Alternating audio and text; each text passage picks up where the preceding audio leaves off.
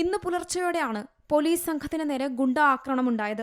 തൃശൂർ നെല്ലങ്കരയിൽ വൈലോപ്പിള്ളിയിൽ ഒരു വീട് കേന്ദ്രീകരിച്ച് ലഹരി പാർട്ടി നടക്കുന്നു എന്ന വിവരത്തിന്റെ അടിസ്ഥാനത്തിൽ പ്രദേശത്തെത്തിയ പോലീസിന് നേരെയായിരുന്നു ആക്രമണം.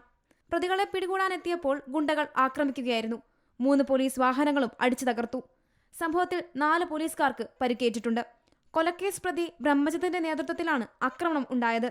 ആദ്യ പോലീസ് സംഘം ആക്രമിക്കപ്പെട്ടതോടെ രണ്ടാമതെത്തിയ പോലീസ് ജീപ്പും അക്രമികൾ തകർത്തു. 15ഓളം പേരുള്ള സംഘമാണ് പോലീസിനെ ആക്രമിച്ചതെന്ന് പോലീസ് വ്യക്തമാക്കുന്നു. ഇതിൽ 6 പേരെ കസ്റ്റഡിയിലെടുത്തിട്ടുണ്ട്.